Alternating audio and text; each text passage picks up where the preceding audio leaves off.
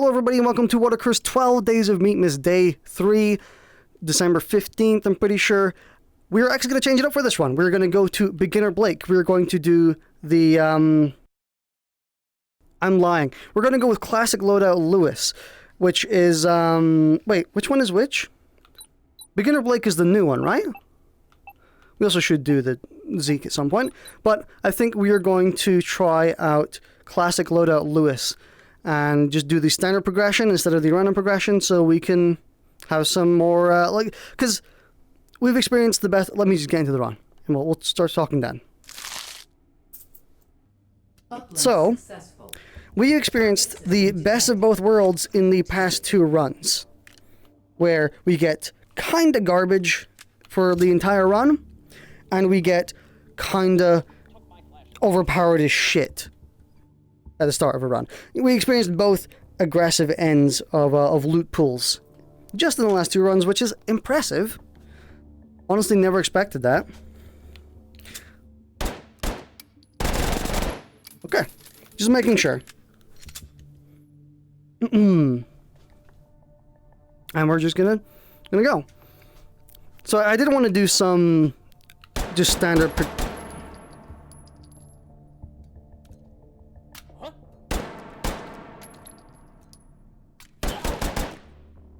You okay? My dude was like real sad. I feel so bad now. I mean, he was gonna attack me, but you know, was sad up until that point. He kind of just was like, "Why you shot me, dude? I'm not even looking." Sigh. Can't believe day 15 is starting out with day 15. December 15th is starting out with such a depressing Sosig. But I did want to have some normal runs. Oh my fucking pog. Hollow points.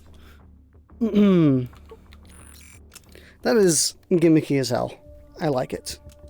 We're not going to spawn lock it, we're just going to use it for one mag. But, you know, you gotta.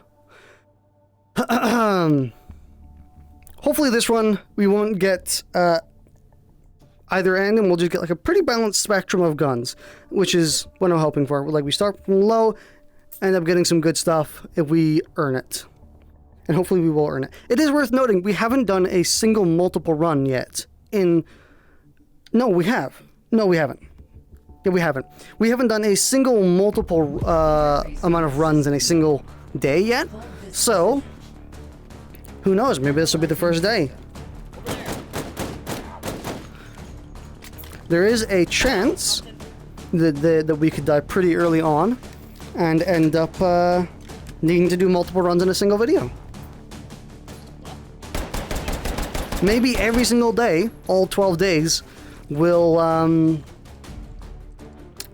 end up just being one single run a day. You never know. The suspense is killing me. It's not actually. I think both runs so far, by my estimation, have been unbelievable. You guys see that aim? God damn. The person playing this game right now is terrible. Fucking hell. Oh, it's me? Shit. Anyway.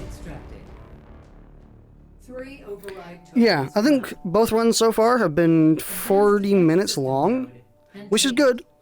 My target was about 30 minutes in a run.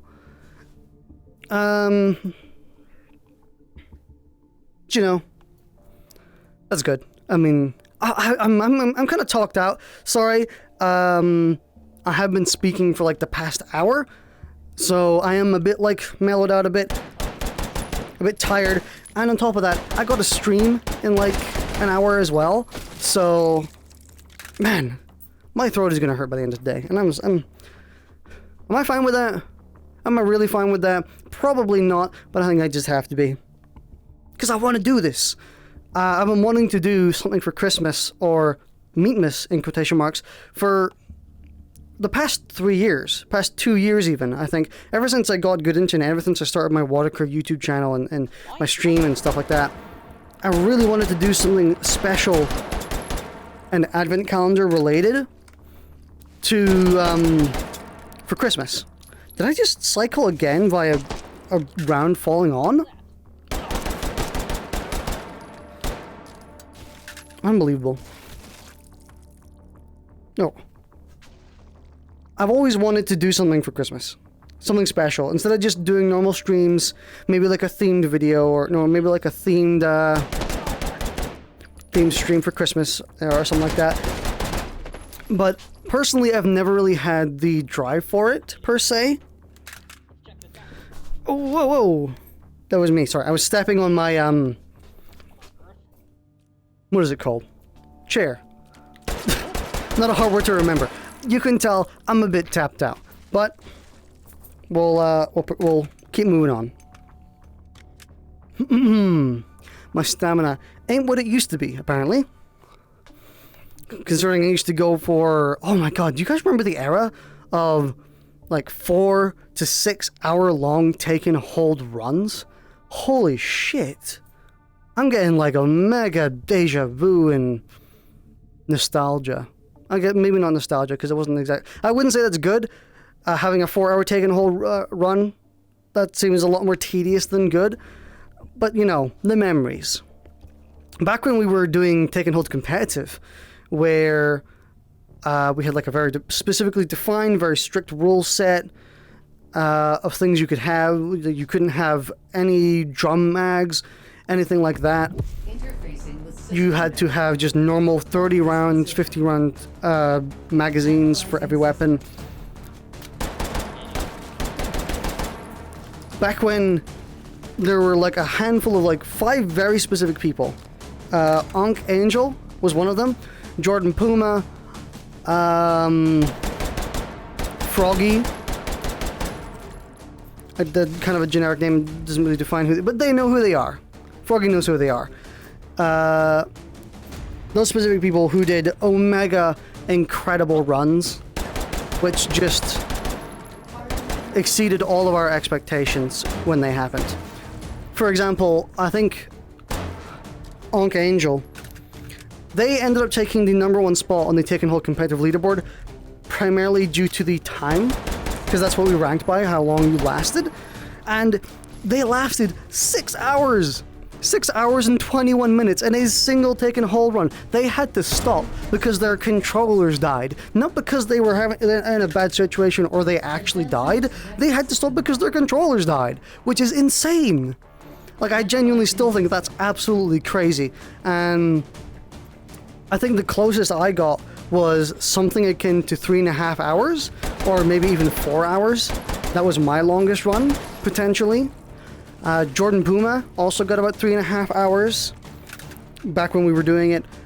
So like it was basically just me and Jordan competing for the #1 spot for the longest time. Like, we were kind of bouncing back and forth, having rivalry and doing something like that. He would join me in my streams, and I would join him in his, and I would watch, and I would, you know, record the times, the scores, and highlight it, and it was a really fun time. Yeah. My dude almost gave me COVID. He coughed on me. Yeah, me and Jordan were bouncing back and forth, trying to get the #1 spot, trying to beat each other over and over again. And then Ankh Angel, who at that point had only done about an hour and a half long runs, maybe 2 hours, suddenly just swamped all of us. She or he? I think it might be a she. I could be wrong, and I apologize to them if I am wrong. I think they identify as she. So, again, if I'm wrong, correct me, please. I apologize. But she swapped the deck with us. She completely, utterly destroyed the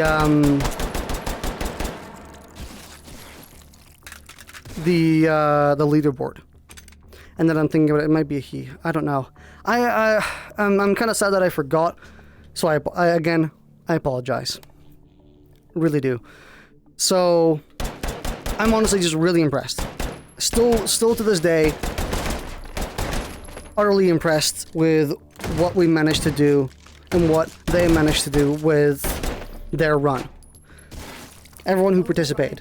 If you participated in Take and Hold competitive, honestly, thank you for participating back when you did, back when it was still active, because, man, it was a wonderful, wonderful time, and I honestly wish I could bring it back, but new Take and Hold makes it really difficult. Oh, by the way, just a small tip for you guys. If you're playing the game and you don't know that the vector has a full auto button, if you don't know where it is right here. It is the same as here. This is the manual safety. You can do it with one hand.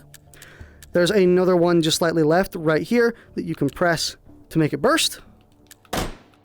Or full auto.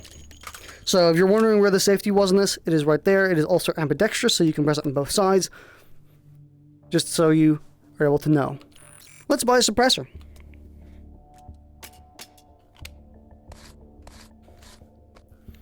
There was something else I was going to talk about, and I completely forgot what it was.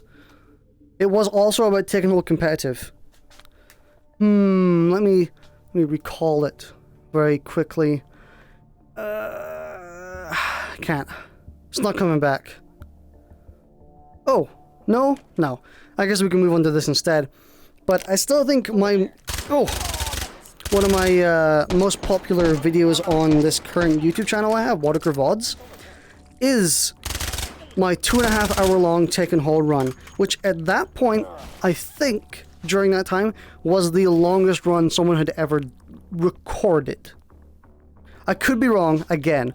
I might be wrong, someone maybe posted a longer one, maybe there was someone who did a stream and it lasted like 3 hours in a single run, and they just never said anything about it.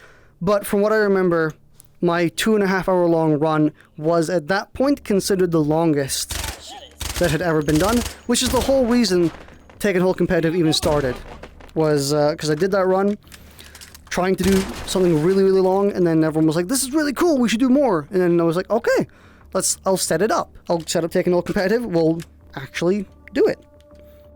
Oh, this is not the ammo thing. My bad. So if you actually look at my most popular videos section of my YouTube channel, you will find that 2.5 hour long run. It has a golden 1911 in the thumbnail. Has about... how many views? Sorry for the voice crack. Again, I'm a bit tired. How many views does it have? I'm trying to remember. It maybe has about 20,000 views, which for me is insane. That's crazy. I've never ever had a video get more than that. Ever. Period. Anything I've uploaded. Except... and you're gonna laugh. Except for the live stream where me, Jordan, Block, and someone else, I think it was Jester, I could be wrong, again. I keep saying that a lot because I don't want to get things wrong. I don't want to misname people or misremember people. You know, but it was the stream that me, Jordan, Block, and someone else watched, Killer Bean. So I streamed the entire Killer Bean movie from start to finish of us all watching it.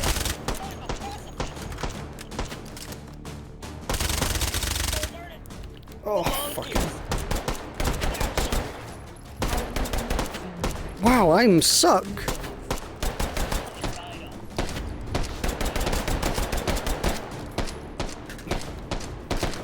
Jesus, we don't have the weaponry for this.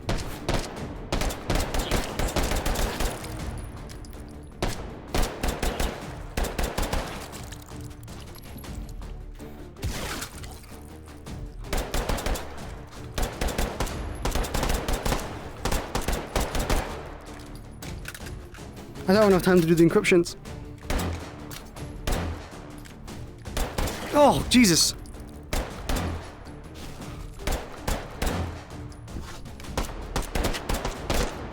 No!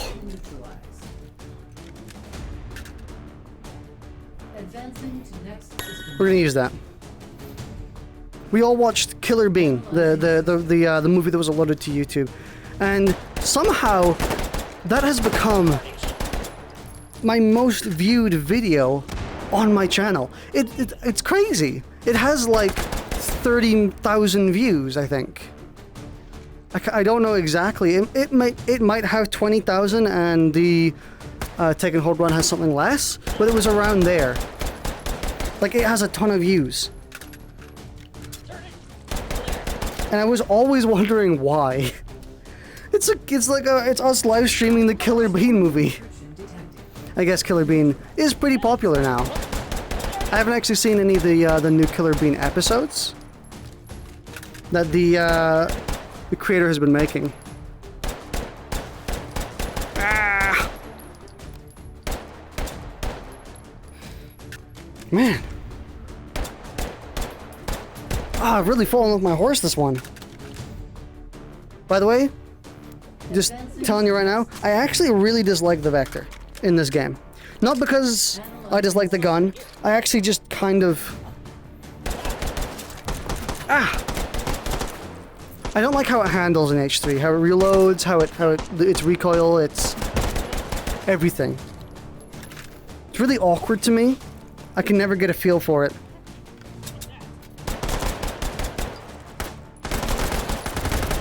Holy shit! That dude fucking bursted me to hell.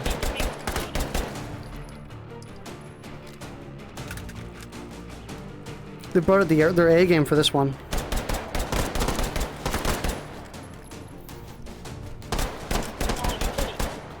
Oh!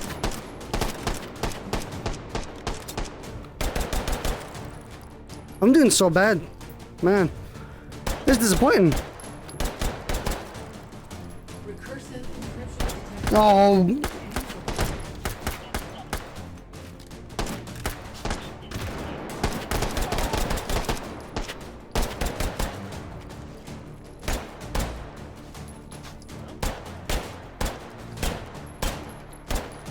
Fuck. No. Oh. Whew. What a struggle, man. I had to actually earn this one. I was performing terribly. I was doing horrible that time. This isn't third time's the charm, to say the least. Oh my fucking god! What? Ah. This gun just isn't killing. I say that, but honestly, I'm just not aiming.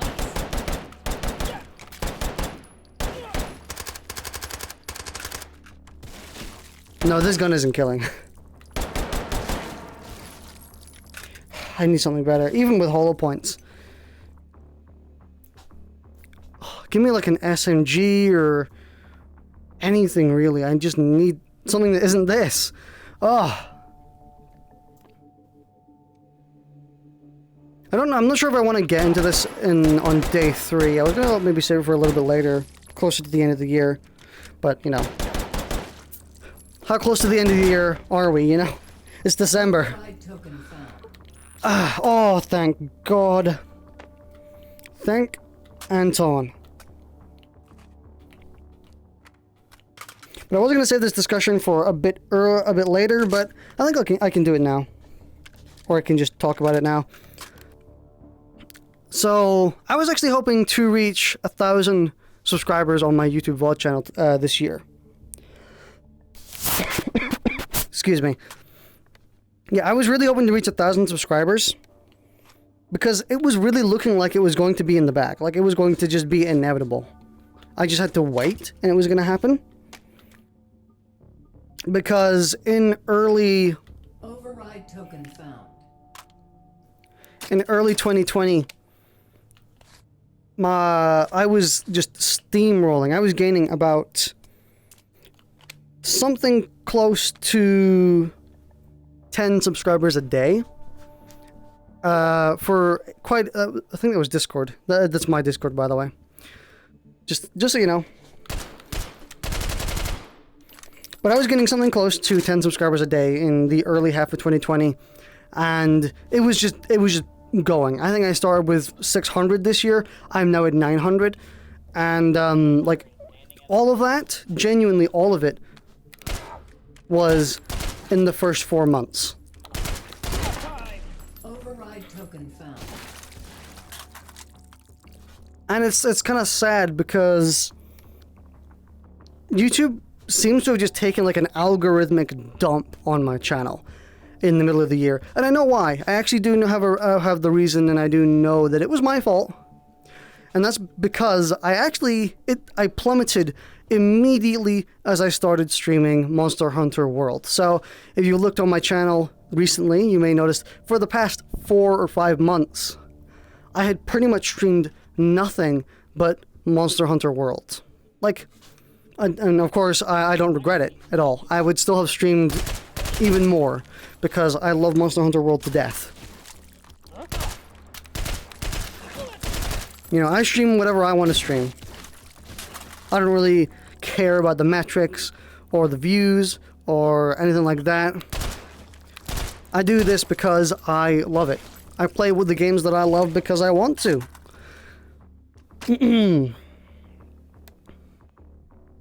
But it was playing Monster Hunter World for 4 months straight, completely like brick walled my growth, my channel's growth. And when I mean brick walled, I genuinely mean like solid brick wall. Because from January to, let's say, yeah, from January to March, I had gained 300 subscribers. Just over the course of that time, like an excessive, like just growing basically. Once I started streaming Monster Hunter World in either June or July, suddenly it brickwalled.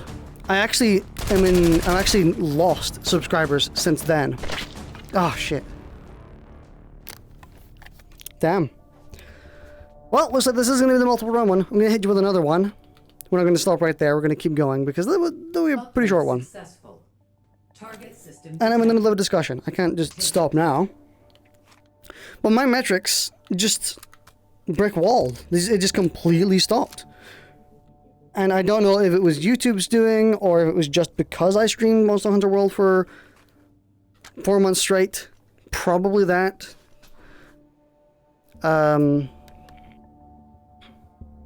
Because I actually started going negative. If I look at my current metrics, my subscribers go back instead of forward from July to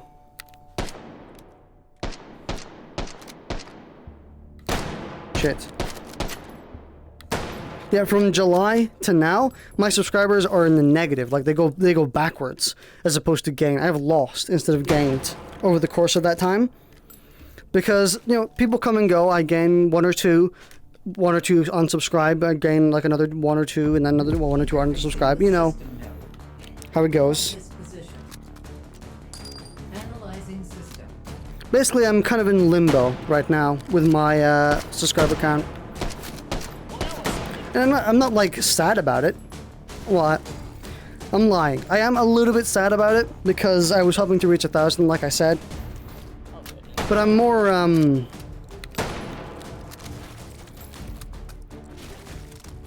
surprised. Disappointed. A little bit. Like, I didn't know it would do that massive of a hit on my VOD channel's growth. But it did. It did, like, such a massive hit, and I can't believe it.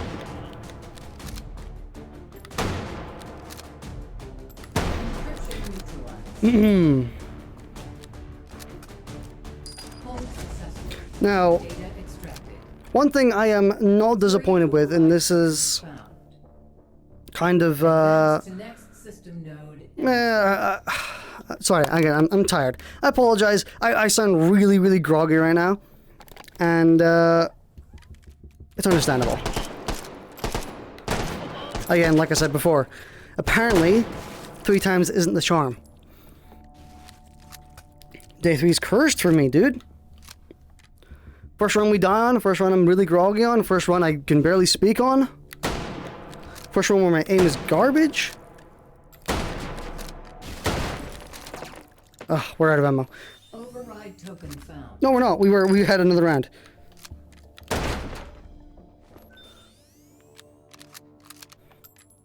One thing I'm not disappointed on is the people who have been with me during my streams have been incredible. Like all of my Monster Hunter World streams, specifically if I wanted like really, really class someone in specific, it would have to be Speedy, who joins us on the streams very often. We play Risk of Rain, we play fighting games, we play like a bunch, like Jackbox and a bunch of the stuff with him. Really, really incredible guy. And it's not just because he donated like £350 to me, or dollar. He donated $350 to my stream, which is insane. He really didn't need to do that, and unbelievable. Like, that's a crazy amount of money to donate to my stream. And if you don't know, all donations that go to my stream, so if you actually go to my Twitch page and you go to my donation page, man, I'm really, really bad. All donations that I get through my my streaming, through my YouTube, through basically all revenue I get from this goes to charity. It goes to Samaritans, UK's emotional stress and depression hotline. So if you actually ever decide to send donations my way, you can rest assured that they'll go to a charity. I don't take any of them. I give them all straight to Samaritans. So over the past year, we've donated something akin to, what is it? 500 to charity or so. I think we've given maybe 450 pounds to charity over the past year, which is a incredible achievement, most of which is thanks to Speedy because of his incredible donations. And I'm just really glad I started streaming as well because of it, because being able to give that much money to charity at all is wonderful, especially considering they helped me out during a terrible time of mine.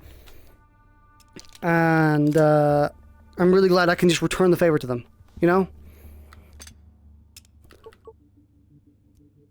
Oh my god, so good! Holo points, dude! Whew. Oh, my neck is really starting to hurt now. Ah, fucking VR. Oh, saw some black boxes there. Wasn't supposed to see that one. I think I mentioned in day 2 something about taking hold being really difficult, and I was going to iterate on that, and I'm transitioned into something else. And I guess I can move back on that onto that conversation, where I know a ton of people have really big trouble with taking hold. It's really hard for them to play the encryptions, like it's too much pressure.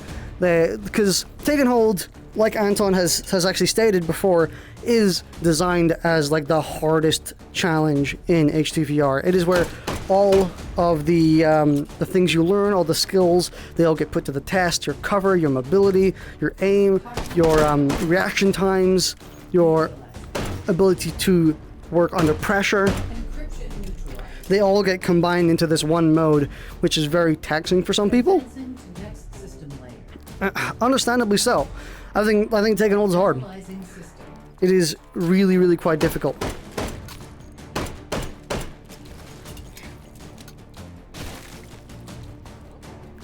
I am trying to give like tips and stuff over these days, over these videos, and I've already given quite a handful just in the past 2 days. To do with cover and to do with you know, I think it was cover, like the SOSIC AI, how they work, stuff like that. I would recommend learning to point shoot effectively.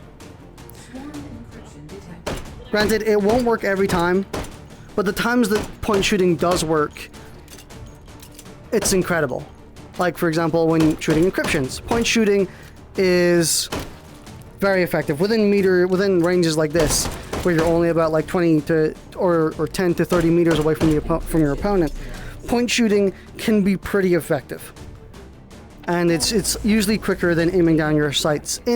Sometimes, depends how skilled you are. If you're like a really, really skilled marksman, you have actual guns, you go to ranges and stuff like that, I guarantee you could do your fire drills and like actually aim faster. then but the VR headset makes it harder, which makes point shooting very effective. We actually got this in day 1. I remember this. We're not going to take it though. I think maybe. Override token found. But if you haven't already, I would actually really encourage trying to... There we go. Trying to learn how to point shoot. If you don't know already, if you do know, then that's good. It takes a bit of practice to get going. And the way I practiced was stuff like... Because once Taken Hold came out, I was already pretty good at point shooting. I wouldn't say I was excellent. I was pretty good. I could hit things from about here to that black... This thing right here. I could hit things from about here. Now I can probably do it about here to that one. So, and like pretty consistently, pretty snappy. You know, you see me quite a few times when like there's an enemy around the corner, I immediately pop him. You can only see my gun for like half a frame because I pulled it out so quickly. Yeah, I've gotten pretty good at point shooting in HD VR. Most of that is due to Taken Hold itself, just playing Taken Hold, getting used to it, practicing, streaming it. Override token found. Whew. There was something else I wanted to say, and I can't remember it now. Mind foggy. Neck hurt. Yeah, what was I gonna say? I was talking about point shooting. Oh yeah, how I practiced it beforehand, because I've been playing HD for quite a while. I think I've been playing it since July 2016. I know the exact update that I started playing on, which is the update. It was the same update that the AK-47 was added in, or the AKM, the original AK, as in the one that had the not so good model that Anton eventually replaced himself.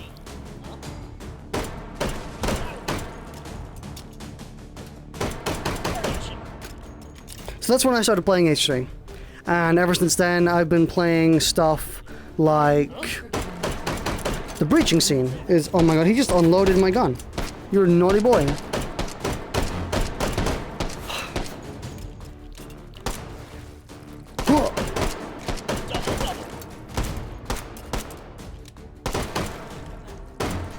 But I use stuff like the breaching scene, the mini arena, scenes like that, to really just hone my aiming ability in the game. A bit of Meats here and there, if you remember what Meats was. Meats in all caps was the Anton's aim, or it was like a shooting range, you know, shooting challenges, you know, moving targets. It was really fun. He did say he wanted to update it back when he first released it, and he was going to continue to update it over time, and then he never did. And he eventually decided that he wasn't going to be working on it anymore because it was kind of old, you know. Understandable.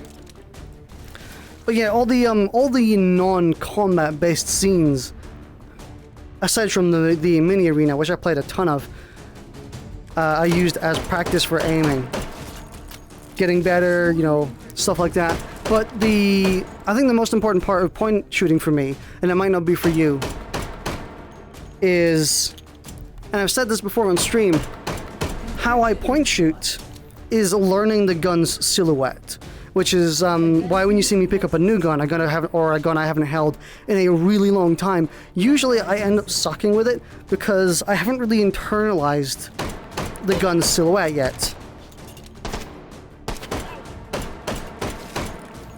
Because the gun's silhouette tells me which way it's pointing, along with also, you know, actually pointing with my fingers. I can get a rough idea of where I'm aiming just without the gun, just judging by where I'm holding my controller. That gets me half of the way there. And the other half comes from the gun's look. So, you know, if I know that this is going to hit that line right there... Actually, I'll give you a better example. Ignore that. once we're done with this hold. Oh. Hooah. So yeah, if I'm, let's say, aiming at that black spot right here, I know that this is going to hit based on the silhouette of the gun, like where my perspective is, you know, just about. And even though I miss one shot, I can then reiterate and redo again by small corrections, you know, kind of moving in and out. And that's how it works for me. I point first, just instinct point. If that doesn't get me all the way there, secondary. But also, it also comes natural to me where the silhouette is then the next thing in my mind. So it usually goes from like the first shot, instinct, second shot, silhouette for me. And it sounds really complicated and like, oh, you're doing that all the time? It's like no, I'm actually not thinking about any of it. Which is the whole point of, or the whole skill with point shooting in HD, for me at least, is managing to do it all unconsciously. Just doing it by default.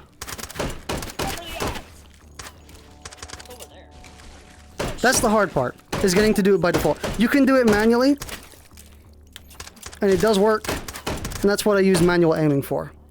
Manual aiming is my way of, you know, putting the effort in. I mean, there's also multiple levels of aiming as well. You know, there's the...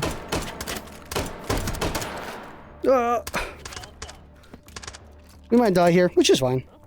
Yeah, there's multiple levels of aiming as well. Multiple, like, more precise ways you can go before you end up with the actual full aiming, which is, you know, like you're point shooting, or no, like you're point shooting, double-handed point shooting. Then there's like the semi-aiming, like you're kind of like, it's like Doom. And then there's full aiming with using these sights. And you know, the transitioning between all of those in a moment's notice really helps a lot in terms of aiming in H3 for me. And I'm saying all this stuff within the context of like for me, because it might work differently for other people. Other people learn in different ways, people experience in different ways, and none of this is like a tutorial for how to shoot guns IRL. I don't know anything about that. I have never actually shot a gun IRL, because I live in Scotland, so I don't really have access to them, and there's no gun ranges, etc.